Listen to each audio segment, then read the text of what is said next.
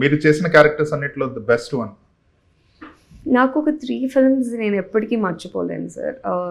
ఖయల్ వల్లే నేను ఈరోజు ఇంకా ఇండస్ట్రీలో ఉన్నాను. అలా నా పేరు మారిపోయింది. ఎందుకు ఆ మూవీ చేయకపోతే నేను వేరే ఏదో ఒక ఫీల్డ్లో ఉండుండేదాన్ని. I wanted to study. నేను కావాలి, నేను యాక్ట్రెస్ అయిపోవాలని ఈరోజు నేను రాలేదు. It just naturally happened and నన్ను ఎప్పుడు వదిలిపెట్టలేదు సినిమా. సో అందుకే ఇంకా ఉన్నానేమో. సో ఆ మూవీ వల్లే ఐ అండర్స్టూడ్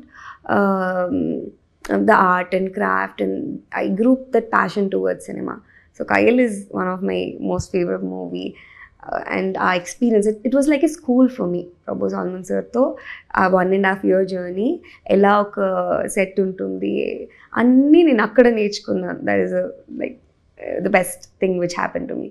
దాని తర్వాత మారి సెల్వరాజ్ సార్ది Pariyerum Perumal is like my most favourite, audience most favourite. నన్ను ఇప్పటికీ జో జో జో అని పిలుస్తారు.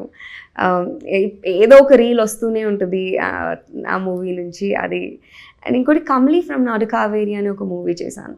దాంట్లో ఆ మూవీ చూసి కొంతమంది పేరెంట్స్ అయినా లేకపోతే కొంతమంది కిడ్స్ అయినా ఇన్స్పైర్ అయితే చాలు, I'm the most successful person అనుకున్నాను. అది మెటీరియలైజ్ అయ్యి కమర్షియల్ పెద్ద hit. We were not expecting any of that. We wanted audience to receive the film and చిన్న చేంజ్ వస్తే that's the biggest happiest thing అని అనుకున్నాను.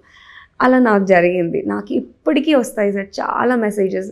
చాలామంది స్టూడెంట్స్ ఇన్స్పైర్ అయ్యి ఐఎమ్ స్టడీయింగ్ వెల్. నేను వెల్లూరు వెళ్తే అక్కడ మా ఇంటికి వచ్చేసి ఒక పాప శిలంరసం ఇది నేర్చుకొని ఛాంపియన్షిప్ వరకు వెళ్ళి వాళ్ళ మామ్ ఎయిడ్ చేసి అదంతా చూసే వరకు ఓ మై గాడ్, నాకు చాలా it gave me complete great energy. To do inspiring characters ఇంకా చేయాలి అని ఒక ఇది వచ్చింది. And this is like my most favourite. అంటే చాలా రోజుల తర్వాత నేను ఒక మూవీ గురించి చాలా ఎగ్జైటెడ్గా ఉన్నానంటే అది ప్రేమ అంటే. ప్రతిరోజు సెట్లో నేను చాలా ఎనర్జెటిక్గా ఎప్పుడు వెళ్తాను, మళ్ళీ ఈ స్కెడ్యూల్ ఎప్పుడు స్టార్ట్ అయ్యిద్ది, ఆర్ స్కెడ్యూల్ అయిపోతే అయ్యో ఇప్పుడే అయిపోయిందా, ఇన్ని ఫీలింగ్స్ ఉన్న సెట్ అంటే మళ్ళీ అది ప్రేమ అంటే.